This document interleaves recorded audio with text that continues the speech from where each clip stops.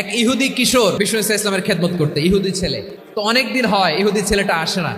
বিষ্ণুনবী খোঁজ দিলেন, ঘটনা কি? একটা ইহুদি ছেলে না আমার খেদমতে আসতো, ছেলেটা কই? খোঁজ নিয়ে জানলেন ছেলেটা অসুস্থ।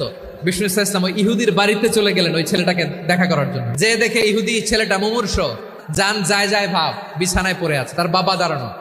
বিশ্বনবী তার মাথার পাশে বসলেন, মাথায় হাত বুলিয়ে দিলেন, আর ছেলেটাকে বললেন, হে ইহুদি ছেলে, ইসলাম ধর্ম গ্রহণ কর। ছোট্ট ছেলে ভাবে আমরা ইহুদি, এখন ইসলাম ধর্ম গ্রহণ করলে আব্বা যদি বকা দেয়।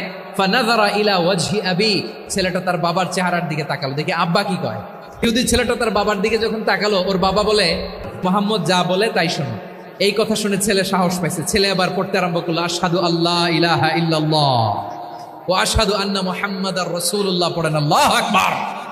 বিশ্বনবীর আহ্বান শুনে ওই আহ্বানে সাড়া দিয়ে ইহুদি ছেলে শাহাদা পড়ে মুসলমান হয়ে গেল। তার হৃদয়টারে ইমানের নূর দিয়ে আলোকিত করে দিল কে?